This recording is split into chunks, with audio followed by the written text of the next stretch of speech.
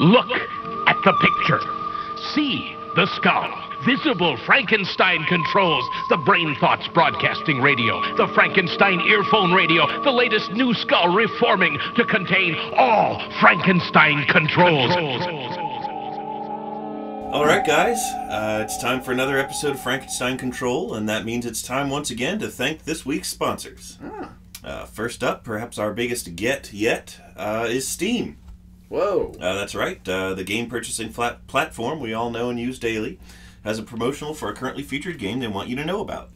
I think the game's title and its similarity to our own is what brought them to us. I don't know how much they actually know about our podcast, but here goes. So you're not sure that Gabe Newell doesn't listen to us all the time? I really hope he does. Does he have a direct channel and connection to you? He's formed an obsession with our podcast. He never misses an episode. He's always waiting for another one, and that's why he's not making Half-Life 3. Okay. Hey, I like to think he's this weird-ass blacksmithing recluse who only listens to one thing technological, and that's his Zune, and only downloads episodes of Frankenstein Control on his Zune. Yeah. Go on. What Steam? Well, the game good old Gaben wants us to know about, or rather to tell our listeners about, it's featured this month. It's called Al Franken's Wendigo Psychosis.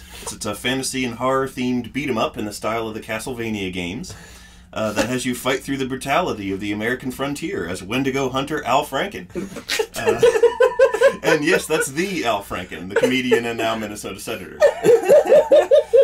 You face enemies... Whoa! Wait, he's the senator of Minnesota? Yes. Dude, how do you go from Jesse the Body Ventura to Al Franken? That state's all nutty. Yep. But yeah, you face enemies like the dreaded and titular Wendigo, of course, along with other spirits, demons, and creatures from Algonquin folklore, as well as other legends of First Nations tribes in the northern Great Lakes states. Reviews are actually overwhelmingly positive, and praise the accuracy and respect given to the portrayal of the folklore featured in the game. Apparently, real tribal historians and mythology experts were consulted during production to get it as authentic as possible. Oh, it's good. And really worked out. So it's got a pretty good score there.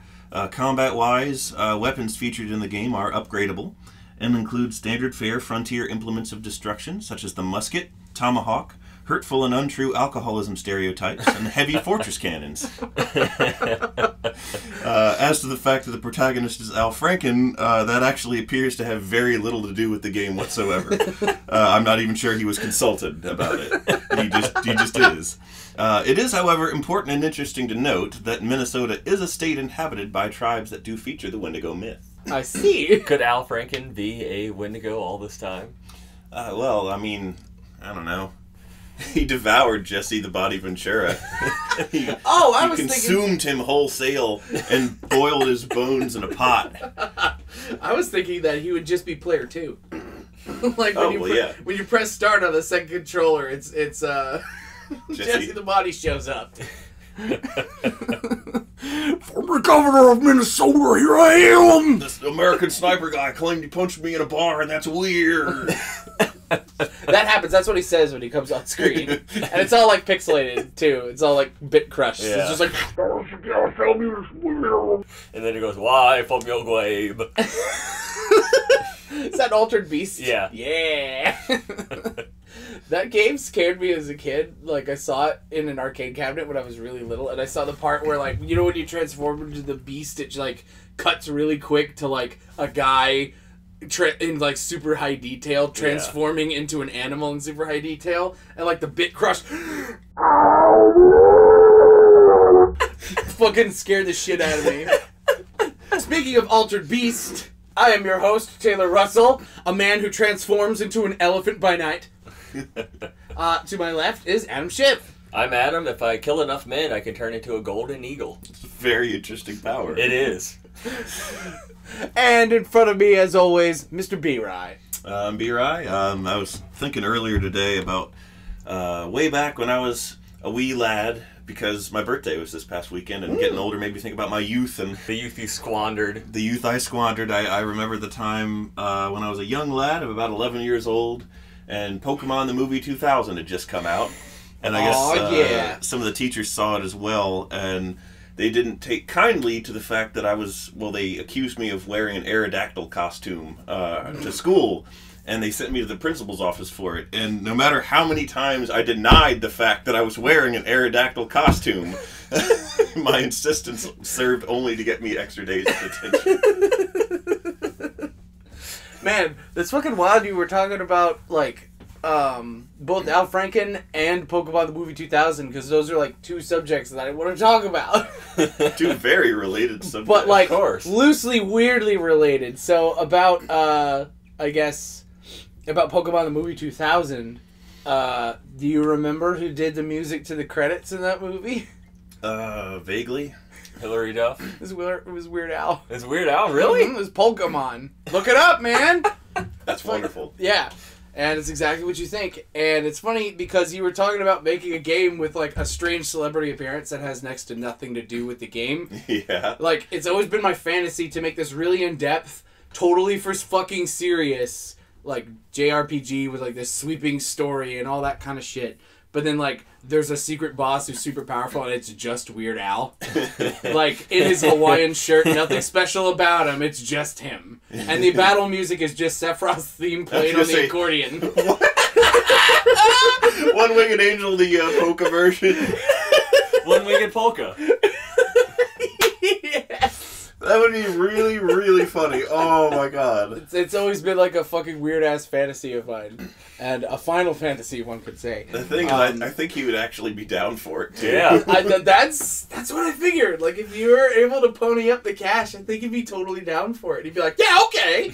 I think I could do that. It reminds me of your other video game idea, where it's a violent game, where you kill things and they explode into guts. But when they explode, they explode into more guts than could possibly be in a body. So, like, they explode and 4 skulls come out. But it's all hip bones and rib cages and skulls. Mm. It's just like the Pringles can full of snakes, but with intestines instead. You shoot somebody with a shotgun and just blood. Just skin deflates and just blood everywhere. It's like gallons and gallons and gallons of blood. The final boss of the game is just the ultimate logical conclusion of it, which is you shoot the boss and the entirety of his skeleton flies out of his body, and then you gotta fight the skeleton. And then when you shoot that skeleton, a fully formed man flies out of the skeleton. But really small. Yes, he's like fully formed, but he's 2 feet tall. And he is nude. Mm-hmm. That is... No, he has underwear on for some reason. But he's completely bald. Oh, there you go. But, on relatively the same subject, I was ruminating today on, I was doing a post on Twitter, and, Frankenstein Control Twitter, check us out, Franken S Control. And, as I was just staring at our name, and I was like, hey, wait a minute. We're Franken S Control. Do you think we're gonna get, like, mistook for Al Franken? We'll get mistaken for his brother, Steve Franken. Yes, Franken S Control. Sven Franken. Yes, you too can use Twitter. It's like Twitch plays Pokemon, but it's Twitter controls Sven Franken. And it's this great grand adventure where everyone on Twitter just posts like up, jump, down, and Sven Franklin. Sven Franklin! Yes! Forefather and inventor Sven Franklin! Inventor of the kite!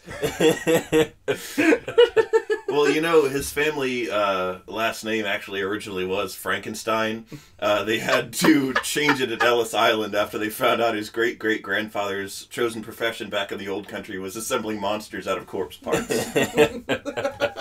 Grandpa Franken. That was frowned upon in New York. He's like, we might not want to do that. Well, speaking of things that are scary and horrifying, something happened to me this past weekend that I told Adam about it in real time, but I never quite told you about it. Oh, yeah. So Adam and I were just chatting. I was at Lissa's house, and he and I were just chatting on Facebook Messenger. I don't even remember what about anymore. It's not really important. Mm-hmm. But I think it boiled down to the inability of my iPad to process. Like, it just will not process multiple YouTube videos playing at the same time. Because he was trying to show me how to do, like, a mashup. with multiple videos playing at once, and my iPad just will not or cannot process that. So he was like, "Curse you, Steve Jobs, ruining my ability to show my friend a thing." And I wanted to do a response post about basically the turtleneck-wearing ghost of Steve Jobs cackling at my ineptitude with his products that are supposed to be so user-friendly and are beloved by the creative, intelligent, and erudite worldwide. And I wanted to accompany that by, or with a ghost laughing, like, like kind of a thing. And, you know, there's all those sound bites that are on YouTube. They're, you know, videos on YouTube, but they aren't really videos. They're just like a 12-second clip of a certain kind of sound effect. Yeah. I used one way back in our second episode for the dog barking that one time. Yeah. Oh, yeah, I remember that. So I was like, I just put ghost laugh into YouTube, and it pulled up a bunch of videos of like ghosts and demonic laughter and stuff like that. And I was trying to find the link, because it's actually hard to find the actual click and copyable link like you can find in like your browser window or whatever when you're on YouTube. I was having a hard time finding that. Just go to the address bar, you big dumb. It's my iPad's format's like different. It's different. Yes, that's right. Because yeah, Steve Jobs' ghost is infecting it to be stupid. That's the entire crux of the issue at hand. Right.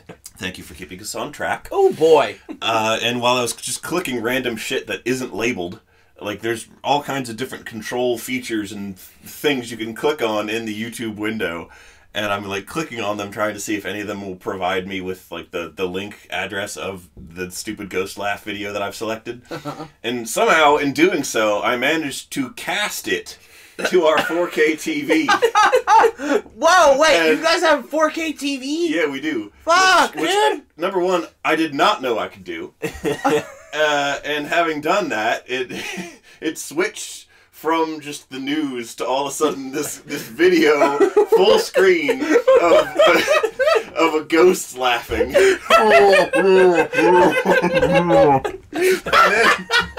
And then autoplay is selected, and like the video is 12 seconds long, so it immediately starts going into other 12-second long stuff of ghosts and demons and various skeletons laughing. Oh my god! And once it's on the TV, it's not on my iPad anymore. Clicking in there does not do anything to turn it off or access it. I can't figure out how to make it stop. Wow! And it's just doing this. Closing my YouTube app on my iPad didn't make it go away. It's just going, and again, all these ghosts and goblins and ghoulies are just going on the fucking TV.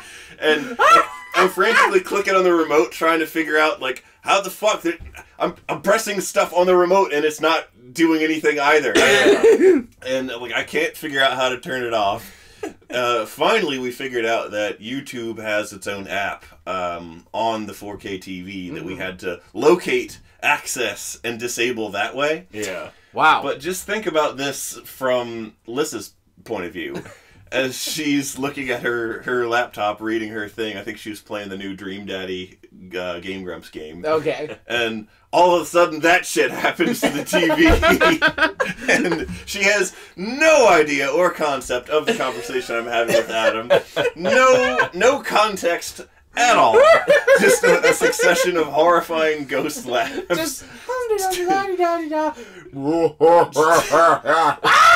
just takes over the TV, and she's like, What's happening? What's happening?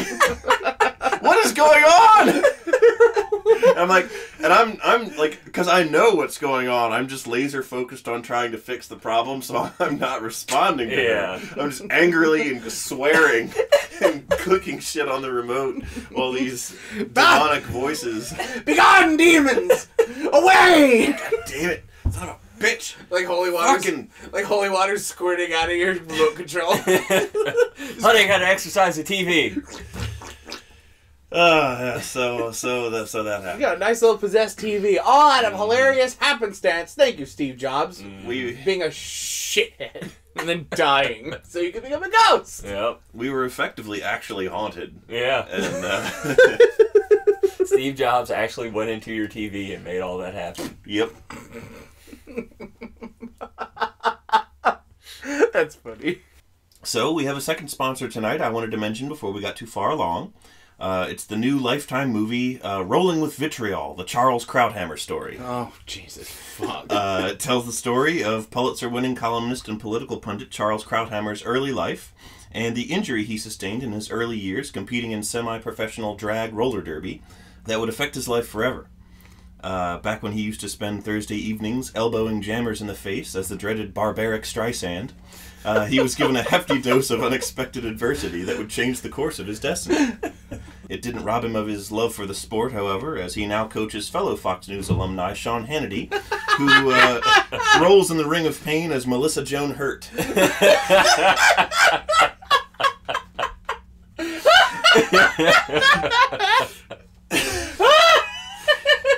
Rolling with Vitriol, the Charles Krauthammer story, premieres on Lifetime August 8th. I think to tie in with the release of Krauthammer's second venture into the world of children's books, The Free Market and You, What It Means When Daddy Yells at the TV Graph Man. Savvy listeners may remember his previous foray into children's literature with Little Golden Books, The Little Engine That Couldn't Believe Climate Science. Oh my fucking God. So look for those later this summer. Golden books are kind of weird to me now, because I remember as a kid, I guess just because they were a kid and they were new to me, they became the classic stories of, like, the one with the saggy baggy elephant. Yeah. And I think there's another one about a lion or something. Sounds vulgar. Grab the saggy baggy elephant. That's just a man flashing you, Johnny. It was just classic golden books, like that we all read and had as kids at our daycare centers, like the saggy baggy nutsack. Yeah. The rolling mad tit. Limp Wiener and the two hazelnuts. Oh, and the Pokey Puppy. That was the other one. I remember that one. And the Pokey Puppy. Yeah, it's like this adorable little puppy that is curious about things, and like it's a book for like 3-year-olds. Well, it's not deep, but dude, it's fucking deep, dog. It's fucking. But it's change your goddamn life. I mean, it's a dog that goes around and looks at things curiously.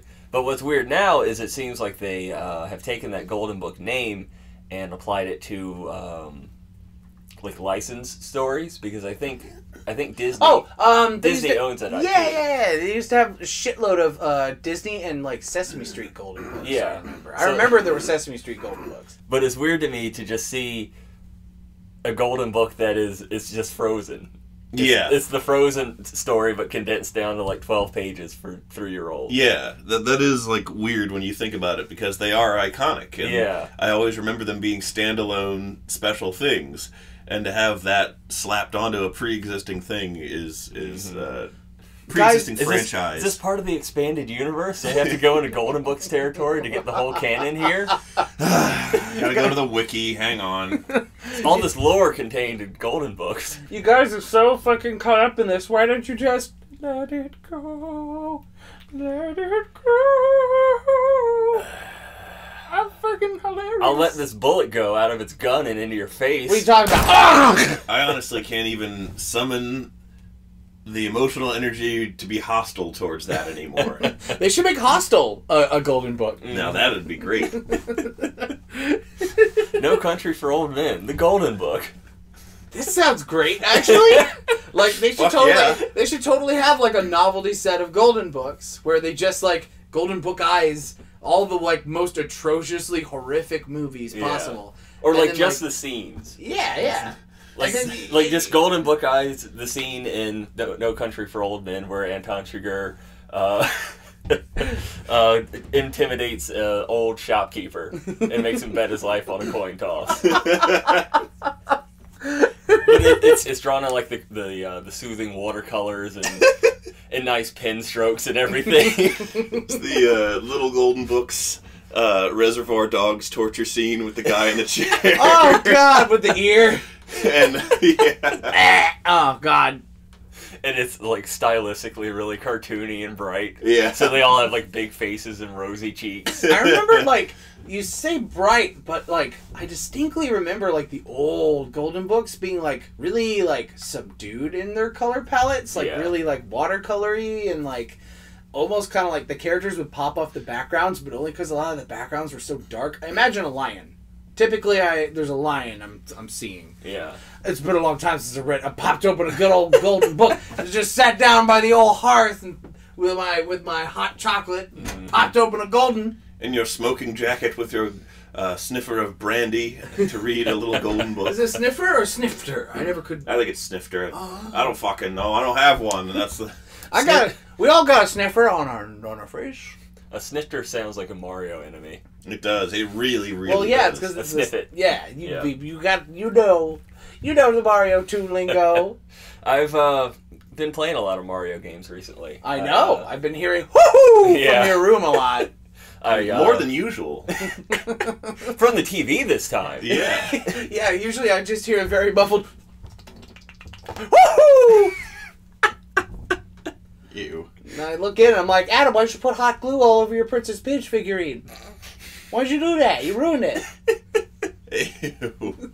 Absolutely disgusting. But I plowed through Mario Galaxy. Did you? Wrong Yeah. word. Woo! Oh, sorry, I mean, woohoo!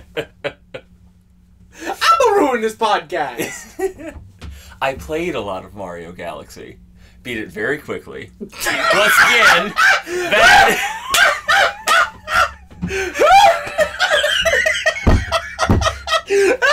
This shit writes itself. I don't even gotta get involved. Sure does. Woo! Just now everyone's mental image is me just sitting in a chair, one hand on a Wiimote, the other one on my Wiimote.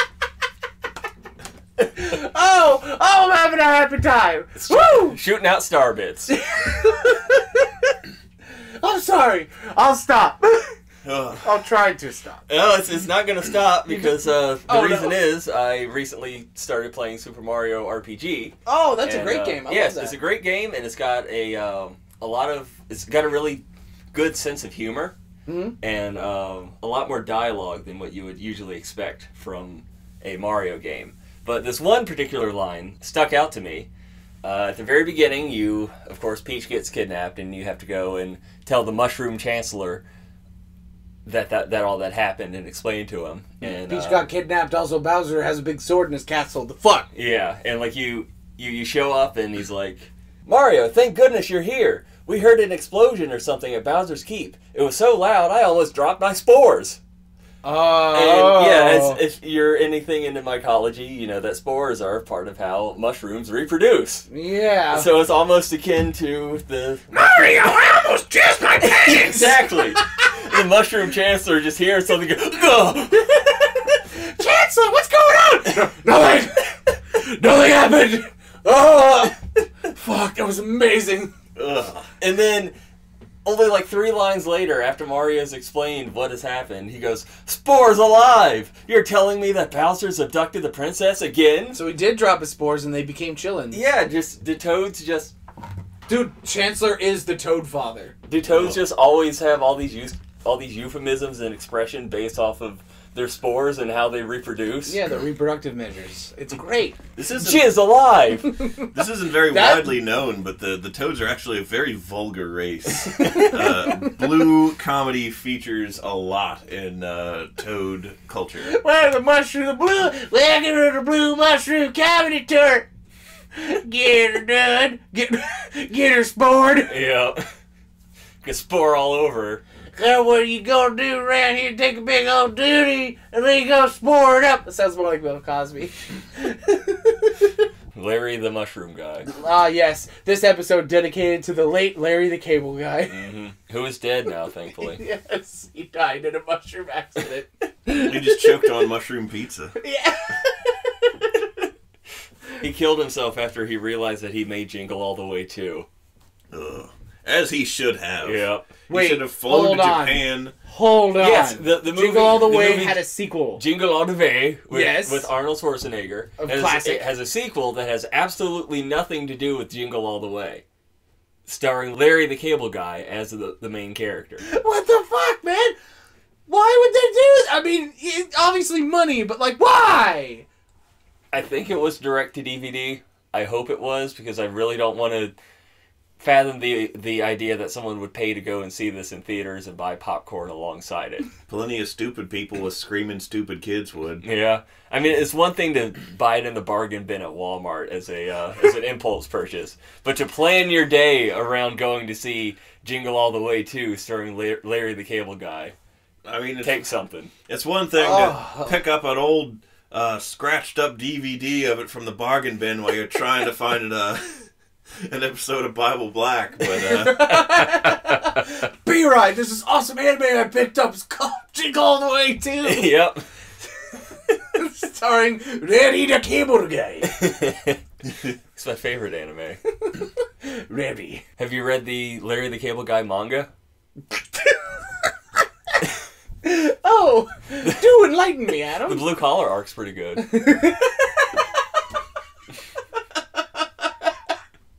Oh, I need to catch up on One Piece. You reminded me. They're in the middle of their Blue Collar arc. Yep.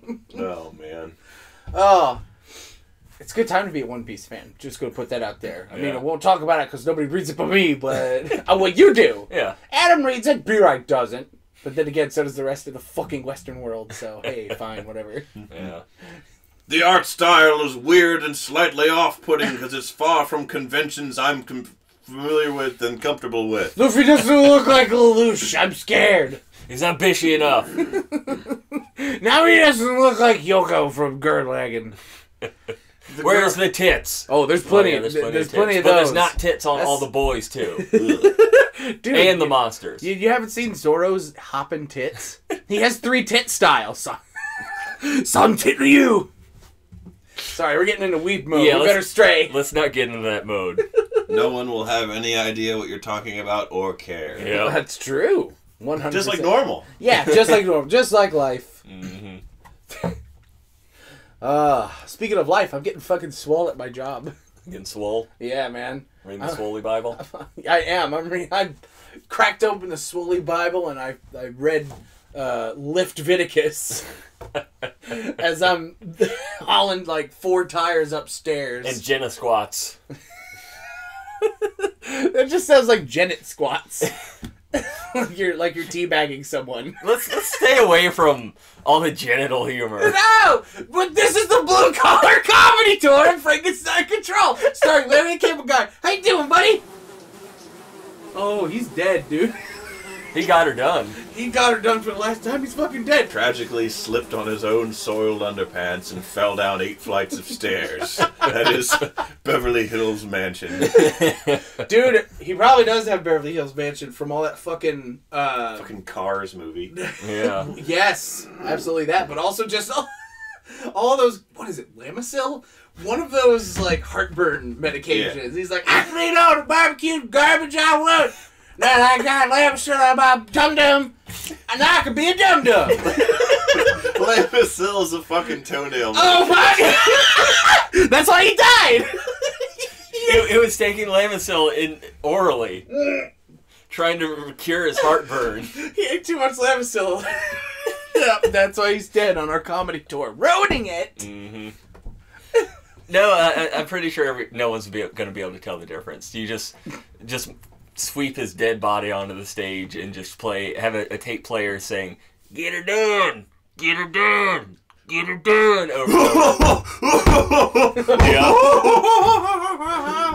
And you'll get exactly the same reaction as his comedy. I mean, that's what they've been doing with Big Bang Theory for the last 5 years now. They just run... The guy who plays Griswold, or whatever the fuck his name, Bazinga Boy. Sheldon. That's the one. They just wheel out the corpse of the guy who plays Sheldon. He's been dead for years. And they just wheel him out, Bazinga. And then they play laugh tracks at inappropriate times. They just bring out one of those weird, like, realistic Halloween masks of him, and they put it on a broomstick, and they wheel it out, and Do they fucking make those? I'm sure I've seen them. Oh my god, I want one of those, and I want to go to, like, a public pool. Just hop in and just swim around towards people. Like in the lap lane, so, because, you know, like when you're at the pool and you're a little kid, you're like, I'm going to swim past the lap lane to go to the deep end because I can, and you're just, like, at least every time I did it, I'd always be, like, feet away from a fucking swimmer. And I'm like, how did you get here? I mean, I know I'm stupid, but, like, yeah. Yep. So then, could you imagine being in that nightmare scenario where the guy coming up on you is just the fucking... The mask flopping all around with the water slapping against it. And I'm wearing the goggles with the lizard holograms on Yeah. So the eye holes are just...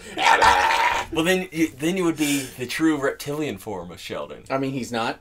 Of course he is. That's how he's able to get so much control. Dude, reptilian theories are my favorite. Yeah. They're really fucking funny.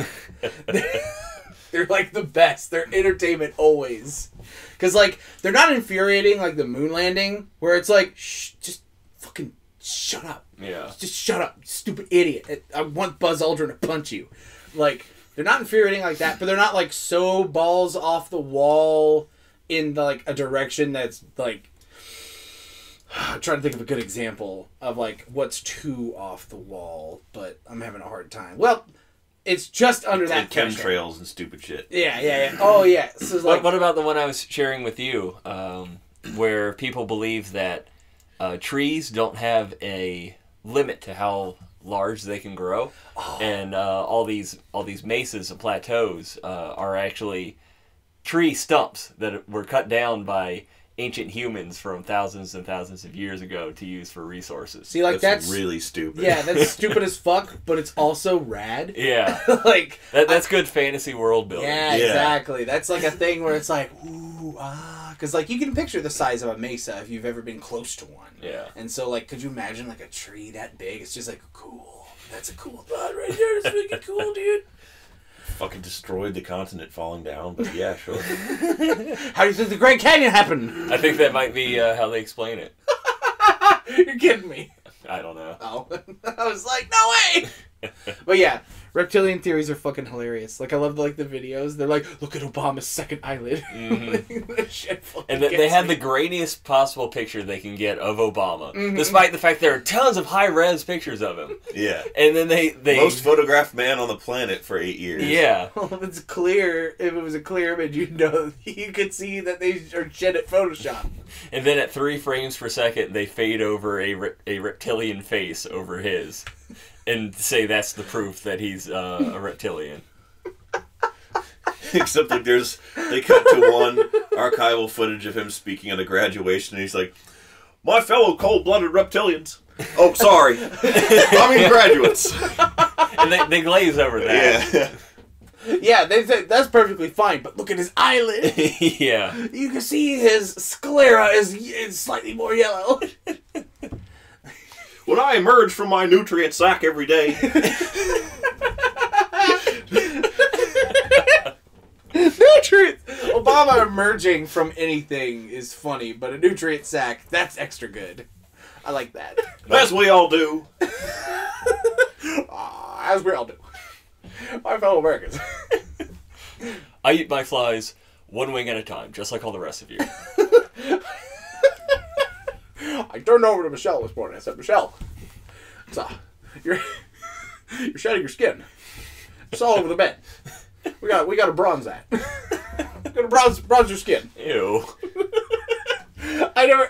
So, like, I looked up this video, or somebody linked it to me, of a tarantula emerging from its old, skin, because that's what bugs do. They they molt. Unsettling to watch. Oh my god, it's incredibly unsettling to watch, because it's like, that spider was so big, and he was in that skin. Mm-hmm. Wow! And, like, that was really creepy and shit, and then I got to thinking, like, what if humans were, like, one DNA away from just shedding ourselves every year or so? Where it's just like, people, like, bronze baby booties, they like, bronze their infant's, shell. Cast. Ew. Their first molt's cast. It's their first melting! Oh, I don't like that picture at all. Just this horrible, like, empty-eyed, empty-mouthed. It's like deflated baby. Yeah! Cast in metal. Ugh. And they try to pose it, but it just doesn't work. Ugh. That is very unpleasant. They could put LEDs inside of it at Halloween. And a sound chip that plays the sound of a roaring cougar. Yeah, just like, and here's our infant son! With blinking red eyes. And then when you clap, it goes... I was going to try and make that noise. You beat me to it and did it better. Hold on, let me try to do a better version.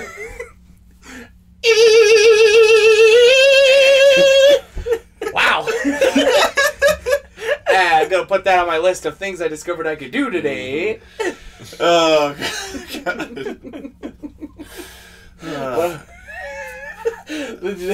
The cable guy might be dead, but the spirit of Michael Winslow is alive within me.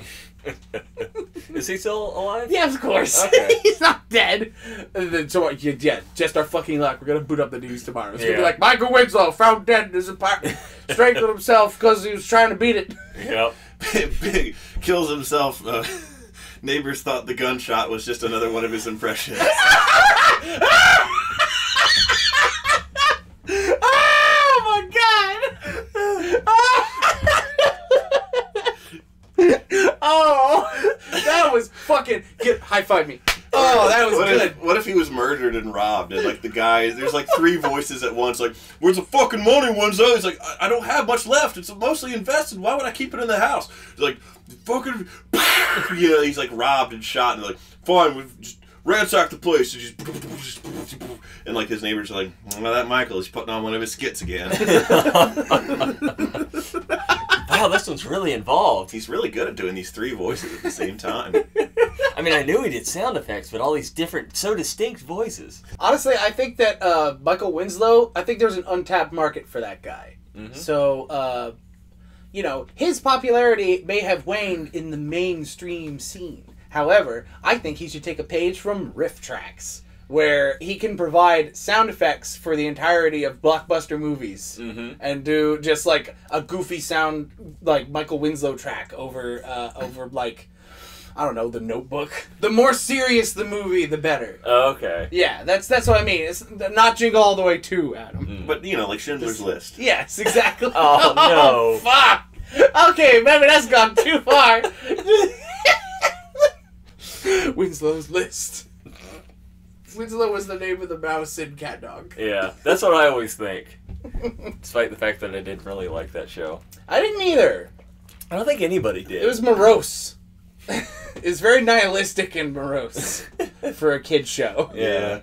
And like nobody was likable at all in that show. Like even the like likable dog was also obnoxious and terrible. Yeah. Nothing ever resolved in a positive way for them. Yeah, like everything was just bad all the time. It was like, you know what? It primed us for BoJack Horseman. Mm-hmm. Show full of shitty people. Nothing ever goes right. Everyone is self-destructive. It's great. Yep. Remember that time when Dog almost had sex with an underage girl Yeah. on what? a boat? And then followed her to college. Yeah. And, like, after she had emotionally moved past the incident. Ugh. I have actually been watching some of F is for Family. What's that? On Netflix. It's Bill Burr's animated comedy show. What's the Bill Burr? Like, Wait, Bill Burr, he's a comedian. Yeah, he's that redhead who's angry. yeah, one of them. The other one's Louis C.K. Yes, you know who I mean though. Yeah. He's like more Boston. Yeah, but like I avoided the show for the longest time for the same reasons I've heard other people avoided it for the longest time, because it looks like a Family Guy clone. Oh. And it's like aggressively promoted by Netflix. Is it a cartoon? It is. It's an Oh, animated okay. series. It's an animated family sitcom. Okay. And it was sort of aggressively promoted by Netflix when it first premiered, and you're just like, oh, look at this Family Guy clone. I'm sure it sucks and stupid and just par for the course. And then I started to hear some people, including the Grumps, and I think like Chris and one of the Doodle Dudes, like talk about how they too avoided it for the very same reason, and then like actually watched it, and they were like, oh, holy shit. This is actually really fucking well written and like compelling television. And it's almost too depressing to be a comedy. It's like depressing in like it's not depressing in the BoJack Horseman sense of depressing TV. It's depressing in the sense of like actually watching a dysfunctional family and like too fucking real. Okay. But there are loads of really good jokes. It actually does have a lot of voice actors in it who are like way too good of people. It's like another clue to like, oh, it's probably decent. Okay. So I got an idea for a show. It's a hybrid sports show and educational show. Oh. The educational part is biology, and the sport is bass fishing. Okay, And it's called Billy Bob, Bass Fishing in Biology. Okay, I'm with you so far. We have a fat, disgusting lard of a man named Billy Bob talking about bass fishing in biology. But all the biology he provides is wrong. Like, very wrong. Oh.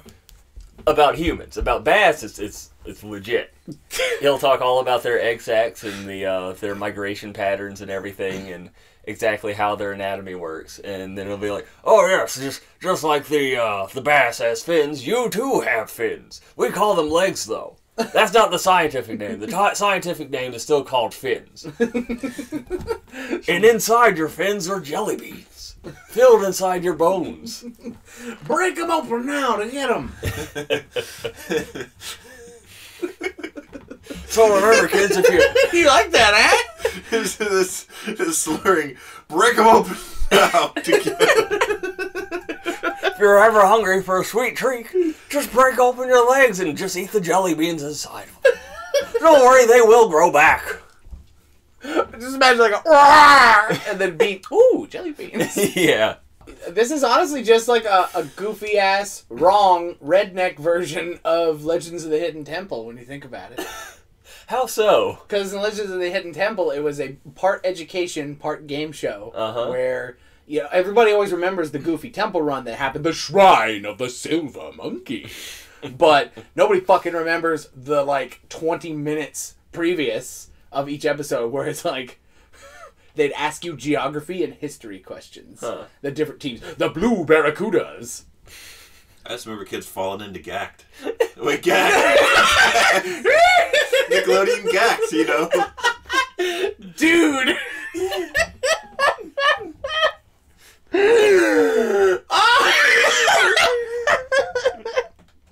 I'm fucking dying over here, man! Fuck! I just imagine Gackt attacking people on the street with Nickelodeon slime. Just like, get back! And then just slimes you. Just gets you big old slimy Gackt. The word Gackt has Goops on you. been out of my vernacular for 2 decades. Yeah. But whereas Gackt has not, so that is what my brain pulled from its resources. Did either of you have Floam? Oh, Yeah, that was fun. Yeah, fucking just have some styrofoam covered in jizz. Yeah, what was it? I just fucking It told was just you. styrofoam that was sticky. Yeah, sticky foam. Huh. Did you guys have the... Squand? Well, there was that. I was about to say that, Squand. I refer to squand in my daily vernacular far more than I think is healthy. Always talking about that Squand. I am. I'm squanding about. Squanding off. Did you have that fart goop? Fart? Of course, yeah. Where you stick your fingers in it and it makes a fart noise? Yeah. I have some of that in my It's called room. Gackt. You can't do it either. You can't do it either. You got me saying it. Now I'm saying Gackt. I just imagine opening up they always come in a novelty container, like toxic sludge or some shit. Yeah. You just open it up. Kimiga ikakate yumenara. And then you're just like, ah! And you close the container back. Or they drop Gackt from the ceiling, and it's like, the kid gets a, "Sorry, Billy, that's the wrong answer." And then, you hear a trapdoor opening and, some confetti, and then, whoa! He falls bodily on them, Crushes the child. and, hurts himself in the process. He's surprised by it. He didn't think they were going to do that. They have no exit strategy for getting him off stage. He gets up and runs around like a cornered deer. Yeah. Like a deer that just jumped into a bus window or something. The reason I thought that was so funny is because, this, in my mind, it wasn't a situation where they're like, "Oh yeah, Gackt, get in this box, and then you're gonna come out when we give you the signal. It's gonna be really cool." How you would expect. No, my thought was he was at home, on the couch, just watching vampire TV or whatever, and then all of a sudden, he just shows up. Ooh! And crushes a child. He's completely lost. Where am I? How did I get here? Nani? When you said at home, I pictured him in a very, very American style home. Or like he's in a study basically, where there's huge walls filled with books, a fireplace. He's in a smoking jacket. Yeah, it's close to pretty much the image I had, as American as possible. Oh, okay. Then I guess that's where we're different because I imagine him in like a small Japanese kitchen, like very humble, very nice. It's like sort of pink. I just pictured him standing wearing like a loose-fitting button-down T-shirt, standing in a ball pit. Oh, Adam. Uh-huh. That reminds me of a story. A story. Adam, we went to a lot of classes together in college, didn't we? Yeah. Do you remember a certain psychology class? Let's not give out his name. Oh, fuck. It's going to be so hard. So what we'll do is Taylor's probably gonna stumble up and say the name. So just go ahead and say the name, and I will replace it with a different name, which you will say now. Mr. Joubert. So, I don't know if you guys know anything about the American collegiate scene, but some classes are more informative than others. Mm-hmm. This psychology class happened to fall in the category of not as informative. Yeah, it was Psychology 101. We took it because it was an elective and we needed one, and that sounded like, yeah, sure, that'll be informative and interesting. And so, every day that we went there, it was a special dive into Mr. Joubert, weird-ass fucking world that he lived in. Mm-hmm. Like, the only way I could describe it is every time you go to a class, he would, like, have the PowerPoint of what he was going to present up on the board. Yeah. But he would talk about something completely unfucking related. Yeah. Like, he would be talking about, like, cognitive dissonance, and then he would play you a clip of Good Will Hunting. It's just like, you sure about that? I don't know. And, like... Did we watch Spider-Man at one point? Yes, we did. We totally fucking watched Spider-Man. He came into the room juggling raw hams and shot a spear gun at a kid. Well, you're not fucking far off. So... He was a fucking weird-ass teacher, and he was also really good at assigning really hard tests that are based off the book that he never discussed in class. Uh-huh. And so, like, I was getting upset with this teacher because I did not appreciate his style.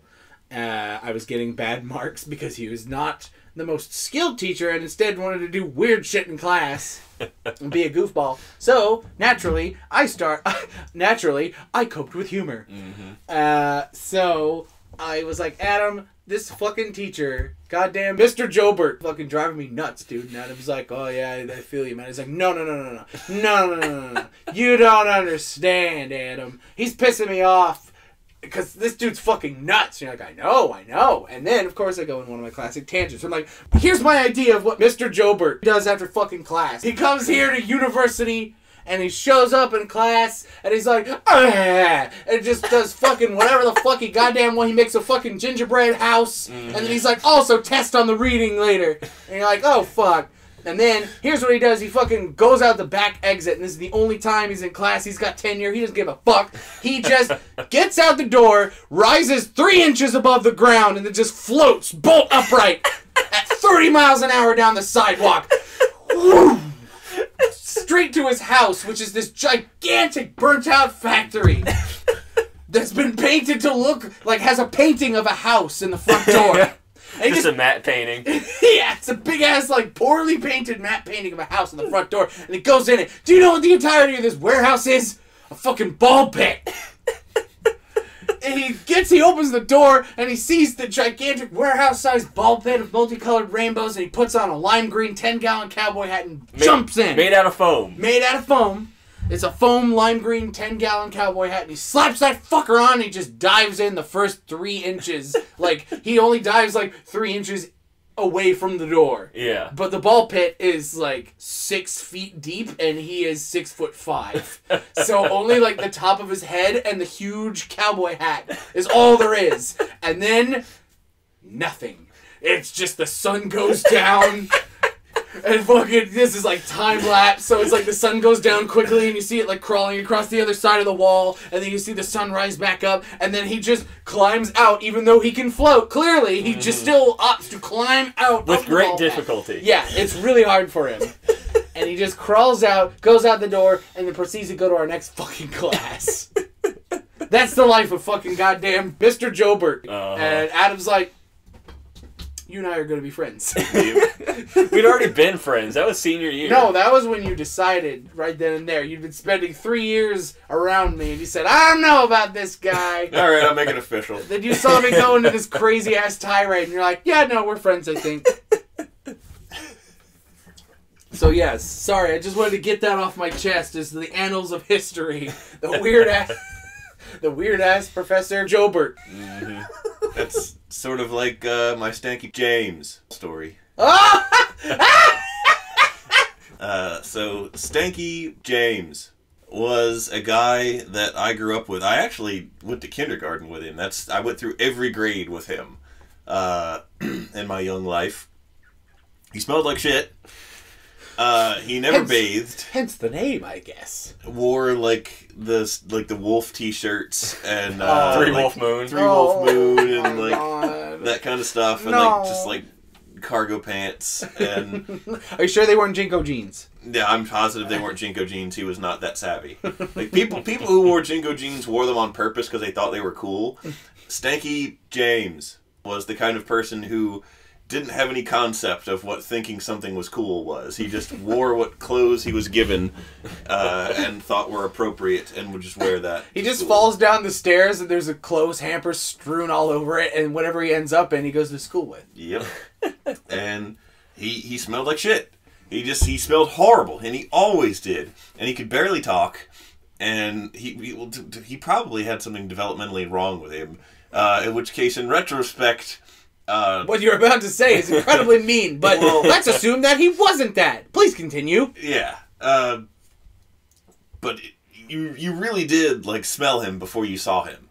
And he was on the fringe of our group because we were always the people who were never mean enough to, we're not going to tell someone to fuck off. We're going to be nice to everybody.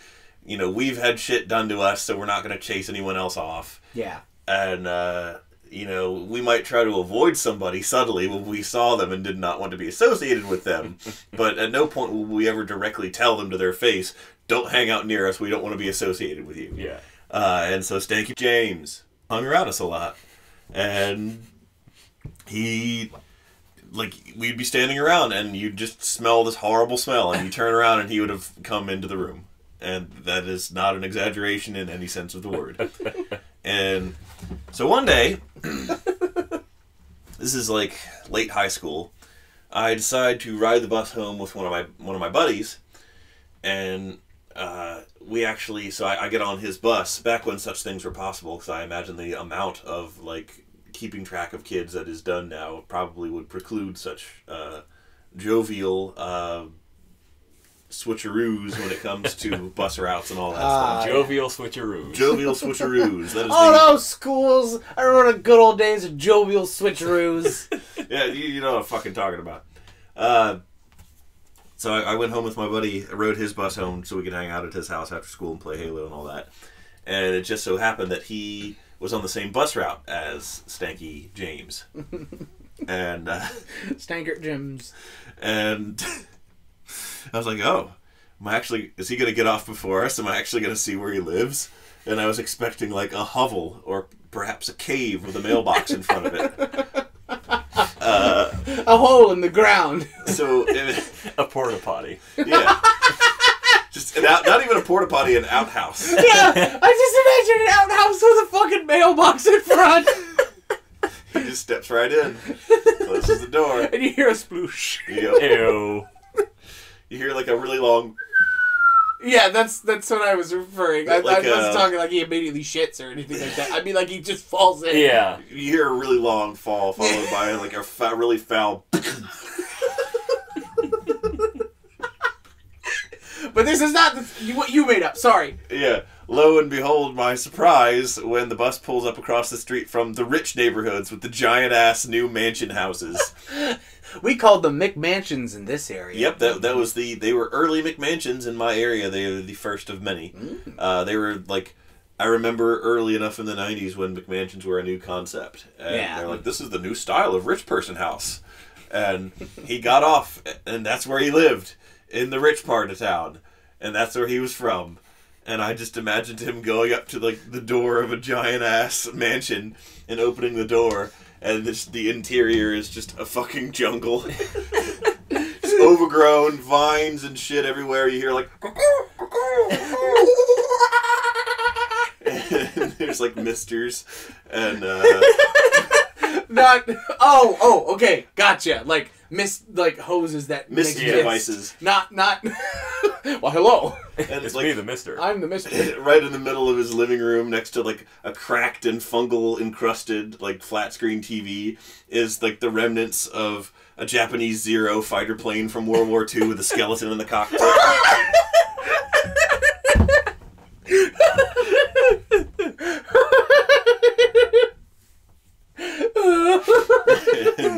He just grabs a vine and swings up to his room, and his room just has like a bathtub full of dirt in it, and that's his bed.